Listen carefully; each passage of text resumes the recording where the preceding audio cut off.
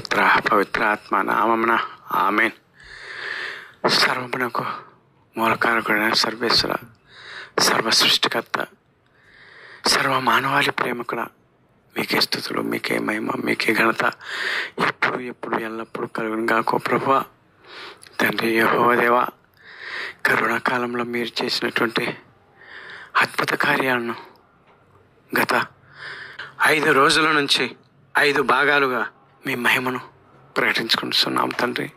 అదేవిధంగా ప్రభువా, ఈరోజు కూడా మీరు చేసినటువంటి అద్భుతాలను, మీ యొక్క గొప్పతనమును, మీ యొక్క మహిమను, మీ యొక్క శక్తిని ప్రకటించుకుని పోతుండగా ప్రభువా, పాపమైన మా అందరిపైకి వేయించేసి వచ్చి మీ పవిత్రాత్మ సర్వేశ్వర శక్తి ద్వారా మీ యొక్క అద్భుత శక్తిని తెలుసుకోవటమే కాకుండా మీరే నిజమైన దేవుడని విశ్వసించే అవకాశాన్ని ఈ మెసేజ్ని వింటున్న ప్రతి బిడ్డకు చెబుతున్న నాకు, మా అందరినీ మీ ప్రేమతో నింపమని, మీ శక్తితో నింపమని, మీ విశ్వాసంగా మమ్మల్ని పెంచుకోమని, మీ యొక్క కృపకు మమ్మ పాత్రలను చేయమని ప్రభా మేము బ్రతిమాలి మా నాథుని మీ కుమారుడైన యేసయ్య ద్వారా వేడుకున్నాం తండ్రి. ఆమెన్. పితా పుత్ర పవిత్ర ఆత్మ నామమున ఆమెన్. నీవు ఇంకనూ దేవుని వాక్కును బోధించుతూనే ఉండుము, ఆ పనిని ఆపకము, ఎలైనా నేను నీతో ఉన్నాను. అపోస్తల కార్యాలు 18వ అధ్యాయము 9-10 వచనములు. గౌరవనీయులైన 3P ఛానల్ను పితా పుత్ర పవిత్ర ఆత్మ అను ఛానల్ ద్వారా యూట్యూబ్ను వీక్షిస్తున్న గౌరవ సహోదరి సహోదరులారా, పైన వాక్యముల ద్వారా యేసయ్య పునీత పౌలు గారికి తెలిపిన ప్రకారము నేను మీకు కోవిడ్-19 కాలంలో మన ప్రభువైన యేసుక్రీస్తు దేవుడు చేసిన అద్భుత కార్యములను, కరోనా కాలంలో కరుణమైన కటాక్షాలు అను అంశం ద్వారా 5 భాగాలుగా మీకు తెలియజేసి ఉన్నాను. అలాగనే అయితే ఇప్పుడు మన ప్రభువైన దేవుడు కరోనా కాలంలో కాకుండానే నిరంతరం దేవుడు చేస్తున్న అద్భుతాల గురించి ఈనాడు కరోనా కాలంలో కరుణామయని కటాక్షాలు 6వ భాగంగా చెబుతూ ఈ మన ప్రభువైన యేసుక్రీస్తు యొక్క అద్భుత కార్యాల సువిశేష భాగాన్ని ముగించబోతున్నాం. వాస్తవానికి మన ప్రభువైన యేసుక్రీస్తు యొక్క అద్భుత శక్తి ముగించేది కాదు. ఆయన అద్భుత శక్తి అనంతమైనది, తరగనిది, ముగింపు లేనిది, నిరంతరం కొనసాగేది. అందులో భాగంగానే యేసుక్రీస్తు యొక్క స్వస్థతలు ఇప్పుడు కూడా పైన ప్రధాన వాక్యాలలో చెప్పినట్లుగా దేవుడు యేసుక్రీస్తు మన తాడేపల్లిగూడెంలో ప్రభుత్వ ఏరియా హాస్పిటల్లోనే కాకుండా బయట కూడా జరిగిన అద్భుతాలు ఉన్నాయి. ఈనాటి సువిశేషంగా వాటి గురించి తెలుసుకొని పోతున్నాం. ఈ ఒకే ఒక్క దేవుడైన యేసుక్రీస్తు దేవుడు చేస్తున్న అద్భుతాలు ఎప్పుడు ఎవరిని స్వస్థత పరుస్తారో, ఎవరికి ఎటువంటి అద్భుతాలు చేస్తారో ఎవరు ఊహించలేరు, ఒక్క ఈ అద్భుతకారుడు తప్ప. ఈ ఒక్క అద్భుతకారుడైన సమస్తము ఎరిగిన దేవుడు, అందరి గురించి తెలిసిన దేవుడు నిరంతరము అద్భుతాలు స్వస్థతలు చేకూర్చుతూనే ఉన్నారు. కాకపోతే ఈ అద్భుత కారుని ద్వారా స్వస్థత పొందిన వారు ఎంతమంది కృతజ్ఞతగా ఉన్నారయ్యా అంటే, ఇదిగో పవిత్ర బైబిల్ గ్రంథంలో 10 మంది కుష్ఠవ్యాధిగ్రస్తులు స్వస్థత పొంది వారిలో ఒక్కడే క్రీస్తు దేవుని వద్దకు తిరిగి వచ్చి దేవునికి కృతజ్ఞతలు తెలిపిన చరిత్ర ఇక్కడ రిపీట్ అవుతుంది. ఎందుకంటే స్వస్థత పొందినవాడు మానవుడు కదా. ఈ మానవ తత్వమే అంత. ఈ మానవునికి కృతజ్ఞతా తత్వం తక్కువ. కానీ దేవుడు యేసయ్యకు వెళ్ళారని గేటు దగ్గర ఉన్నటువంటి సెక్యూరిటీ కానిస్టేబుల్ గారు తెలియచేయగా, నేను అక్కడ గేటు దగ్గర నుండి ప్రార్థన చేసి వచ్చాను. సాయంత్రానికి మంత్రి గారు ఇంటికి వచ్చినట్లుగా విన్నాను.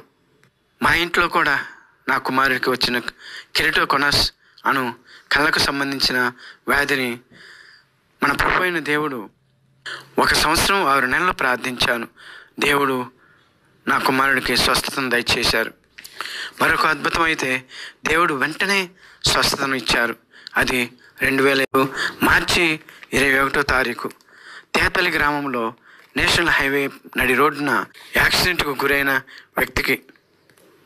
నేను వెలువెన్ను నుంచి వస్తున్న సమయంలో సాయంత్రం 6:30 గంటలకు రోడ్డు దాటుతున్న తేతలి నివాసి 45 సంవత్సరముల వయసు కలిగిన వ్యక్తి తాడేపల్లిగూడెం రోడ్డు వైపు నుంచి తణుకు వైపు వెళ్తున్నటువంటి పల్సర్ మోటార్ సైకిల్పై వెళ్తున్నటువంటి వ్యక్తి రోడ్డు దాటుతున్న వ్యక్తిని కొట్టగా అతను రోడ్డుపై పడి ఉండగా నేను అదే సమయంలో అచ్చటకు రాగానే, నా యేసయ్య, నేను అతన్ని బ్రతికిస్తాను, నువ్వు వెళ్ళు అని చెప్పగా నా బండిని రోడ్డు పక్కనే పెట్టి అతని వద్దకు వెళ్ళి మోకాల్లోని పితా పుత్ర పవిత్రాత్మ యేసయ్య, ఈ బిడ్డను బ్రతికించుకోండి అయ్యా అని స్లేగుత్తు వేసి తీయగా అప్పటి వరకు చలనం లేని వ్యక్తి గుర్రు గుర్రు అని గురక పెట్టగా అది మరణించిన వ్యక్తి పెట్టు చివరి గురక అనుకొని మరలా అతని గుండెపై సిలువగుత్తు పిత పుత్ర పవిత్రాత్మ నామమున యేసయ్య, ఈ బిడ్డను బ్రతికించుకుంటానన్నారు కదా,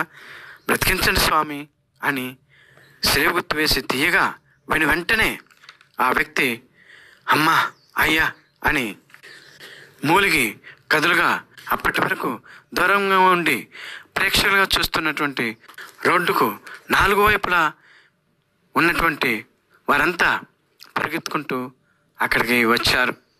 అలాగే అప్పుడు వారిలో ఒకరు వారి కుమారుడికి ఫోన్ చేసి రప్పించి ఆ యాక్సిడెంట్ చేసిన వ్యక్తిని అప్పుడే బ్రతికి లేచినటువంటి వ్యక్తిని ఇద్దరిని కలిపి తనకు యశోద హాస్పిటల్కు ఆటోలో పంపారు. అలాగే నవంబర్ 24 క్రీస్తురాజు పండుగ రోజు తాడేపల్లిగూడెం గవర్నమెంట్ హాస్పిటల్లో పెద్ద తాడేపల్లిగూడెం వాస్తవ్యురాలు తన కుమార్తెను ప్రసవించుటకు ఆసుపత్రికి తీసుకురాగా పరీక్షించినటువంటి వైద్యులు ఆమె చాలా ప్రమాదంలో ఉన్నదని, ఆమెకు పెద్ద ఆపరేషన్ చేసినా బిడ్డ కానీ తల్లి కానీ ఒక్కరు మాత్రమే క్షేమంగా ఉంటారని, అది కూడా చెప్పలేమని ఆ తల్లికి వైద్యులు తెలియజేయగా ఆ తల్లి ప్రార్థన చేస్తున్న నా వద్దకు వచ్చి ఆ విషయాన్ని చెప్పగా నేను వెంటనే మన ప్రభువైన యేసుక్రీస్తు దేవునికి ఆమె బిడ్డ గురించి విన్నవించాను. వెంటనే దేవుడు నాకు ఇచ్చినటువంటి ప్రేరణ బట్టి ఆ తల్లికి, అమ్మా నువ్వు దుఃఖించకు, కొంచెం సమయం అయిపోయిన తర్వాత నీ దుఃఖము సంతోషంగా మారుతుంది, నీ కుమార్తె ఆమెకు పుట్టబోయే బిడ్డ ఇద్దరు క్షేమంగా ఉంటారు, ఆపరేషన్ కూడా పడదు అని చెప్పి నీకు అనుమానంగా ఉంటే నాకు ఫోన్ చేయి అని చెప్పి నా ఫోన్ నంబరు ఇచ్చి ఇంటికి వెళ్ళాను. సరిగ్గా 1 గంట తర్వాత ఆమె నాకు ఫోన్ చేసి, అయ్యా మీరు చెప్పినట్టుగానే యేసయ్య నా బిడ్డను దీవించారు, నా బిడ్డ సుఖప్రసవం చేసింది, మనవడు పుట్టాడు, తల్లి బిడ్డ ఇద్దరు క్షేమంగా ఉన్నారయ్యా అని ఎంతో సంతోషంతో తన ఆనందాన్ని ఫోన్లోనే తెలియచేస్తూ దేవునికి కృతజ్ఞతలు తెలియచేస్తూ నిజమైన దేవుడు యేసయ్యనయ్యా అని చెప్పి సంతోషాన్ని వ్యక్తం చేసింది. ఇంతకీ స్త్రీ ముస్లిం మతస్థురాలు. అద్భుతాలు చేయడం ఒక్కటే తెలుసు, కానీ మానవునికి స్వస్థత దేవుడు యేసయ్య ఒక్కడే ఇస్తారని తెలుసు. కృతజ్ఞతాహీనంగా ఉన్నా దేవుడు యేసయ్య ఏం చేయడని తెలుసు. ఎందుచేతనంటే యేసుదేవుడు ప్రేమమయుడు, క్షమాగుణ సంపన్నుడు. అయితే పాపం ఈ మానవుడికి అసలైన విషయం తెలియదు, తన మరణం పిమ్మట తీర్పు తీర్చబడతాడని.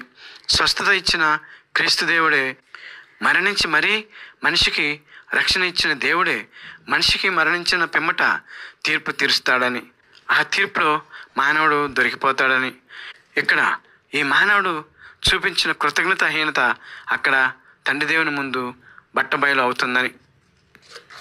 సరే, ఆ విషయం పక్కన పెడితే అసలు ఎవరు కృతజ్ఞతగా లేరని కాదు. ఈ మానవ రక్షకుడైన యేసుక్రీస్తు ద్వారా స్వస్థత పొందిన వారు కొందరు అప్పుడప్పుడు ఆశయం దేవాలయంలో కనిపిస్తున్నారు. కరోనా సమయంలో నేను వీధుల వెంట తిరుగుతూ ప్రార్థన చేస్తుండగా ఒక కుటుంబంలోని పెద్దావిడ నేను కింద రోడ్డు మీద మోకరిల్లి ప్రార్థన చేస్తూ ఉండగా ఆమె పై మేడ మీద నుంచి చూసి విశ్వసించి స్వస్థత పొందింది. అయితే ఇక్కడ ఆశ్చర్యం ఏమిటంటే ప్రియమైన సహోదరి సహోదరులారా, స్వస్థత పొందిన ఆమెకు 80 సంవత్సరాలు పైబడి వయసు ఉంటుంది. అయినప్పటికీ కూడా ఆమె క్రీస్తు దేవుని విశ్వసించలేదు.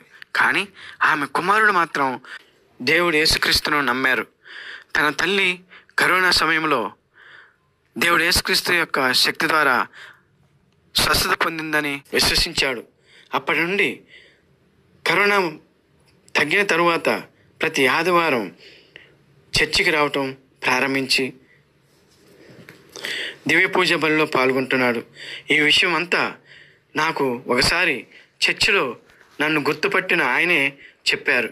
అది ప్రియ గౌరవనీయులైన సహోదరి సహోదరులారా, దేవునికి కృతజ్ఞతగా ఉండటం అంటే. మరికొంతమంది వేరే ఇతర సంఘాలకు, వారి ఇళ్లకు దగ్గరలో ఉన్నటువంటి సంఘ దేవాలయాలకు వెళుతున్నారు. అయితే ఇలా దేవునికి కృతజ్ఞతగా ఉంటున్న వారు చాలా తక్కువ, స్వస్థత పొందువారు ఎక్కువ.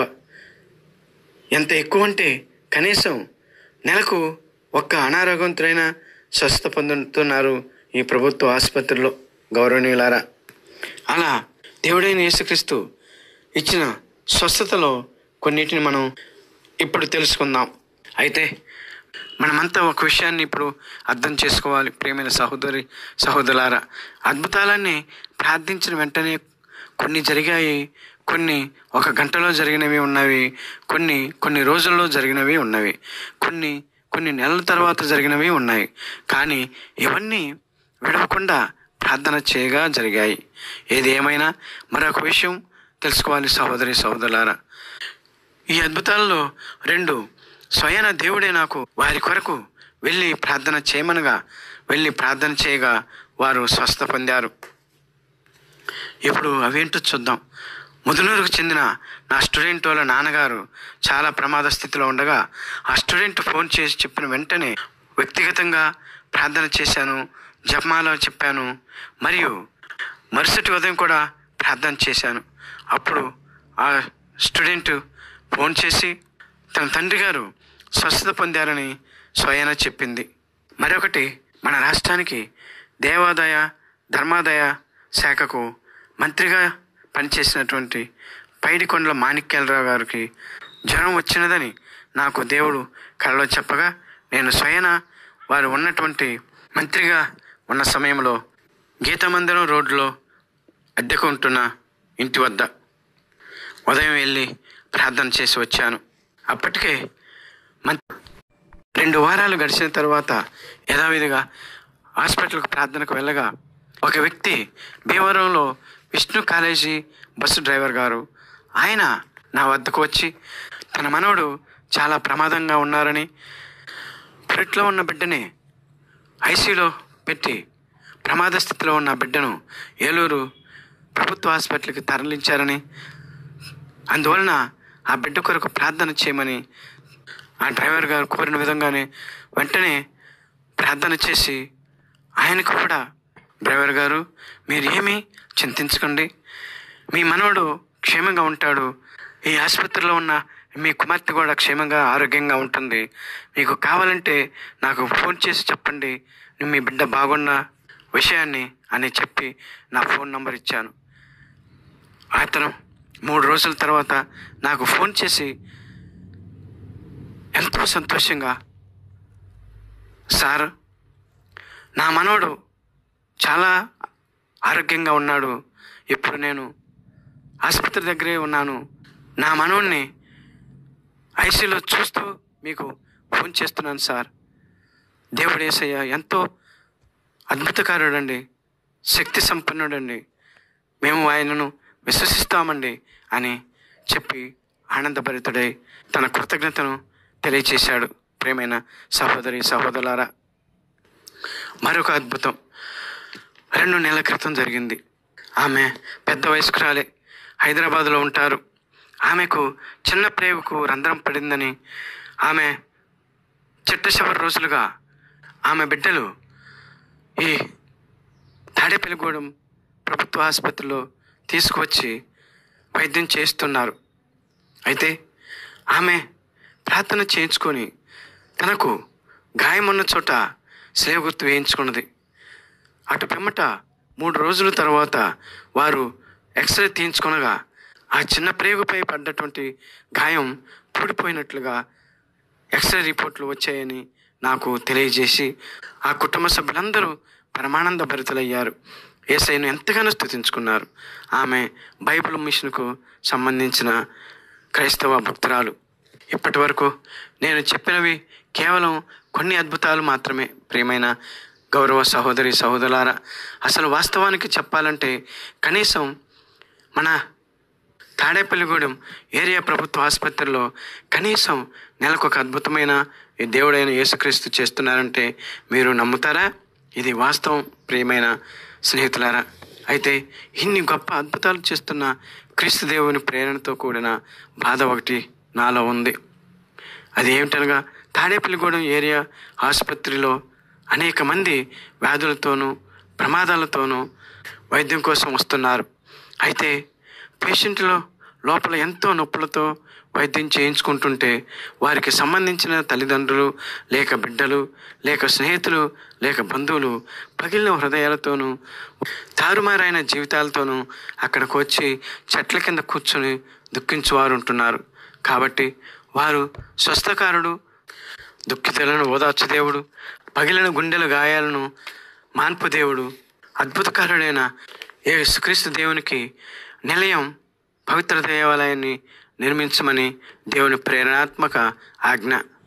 ఎందుకంటే మానవుడైన నేను అశాశ్వత జీవిని. నేనే కాదు, రేపు దేవుడు మరొకరికి నాకు ఇచ్చిన భాగ్యాన్ని ఇచ్చినా అదే పరిస్థితి. నేను స్కూల్ మాస్టర్ని, ఒక సామాన్య రోమన్ కథోలిక సంఘస్థుడను. నేను ఒక ప్రైవేట్ స్కూల్ మాస్టర్ని.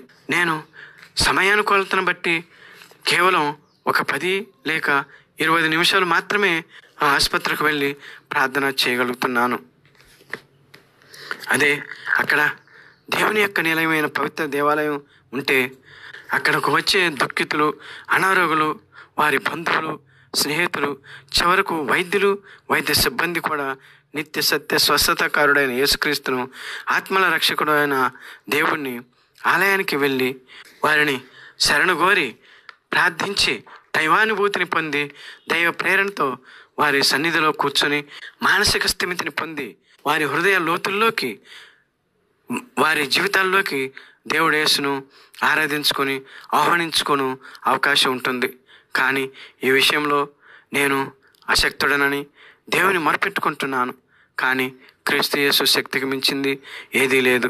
వారు ఎవరిని ప్రేరేపిస్తారో, ఎవరు ఆ భాగ్యానికి అర్హులవుతారో క్రీస్తు దేవుని ప్రార్థిస్తూ ఎదురు చూస్తున్నాను. ఇక్కడ మన ప్రభువైన యేసుక్రీస్తు దేవాలయ నిర్మాణం కోసం కరోనా కాలంలో కరుణామయుని కటాక్షాలు 6 అను ఈ అంశము ముగింపులో ఈ యూట్యూబ్ వీక్షకులైన గౌరవనీయులైన మీ అందరికీ నేను విన్నవించుకునేది ఒకటే: ఆ దేవాలయ నిర్మాణమునకై దేవుడి యెహోవా తండ్రికి ప్రార్థించవలెనని. ఎందుచేతనంటే ఈ ఏరియా హాస్పిటల్కు వచ్చేవారంతా పేదవారు, చుట్టుపక్కల గ్రామ ప్రజలు. ఇక్కడ దేవాలయం ఉంటే వారంతా మన ప్రభువైన యేసయ్య దేవుని సన్నిధికి వచ్చి శరణు వేడి రక్షణ పొందుతారని చిన్న ఆశతో ఆ దేవాది దేవుని ప్రార్థించమని కోరుతూ ముగిస్తున్నాను. మీకందరికీ మన ప్రభువైన యేసుక్రీస్తు దేవుడు అద్భుతకారుడు, స్వస్థత శక్తి సంపన్నుడు, ప్రేమమయుడైనటువంటి మన ప్రభువైన యేసుక్రీస్తు యొక్క కృపా దయ కనికరాలు నిరంతరము ఉండునుగాక. ఆమెన్. పిత పుత్ర పవిత్రాత్మ నామమున ఆమెన్.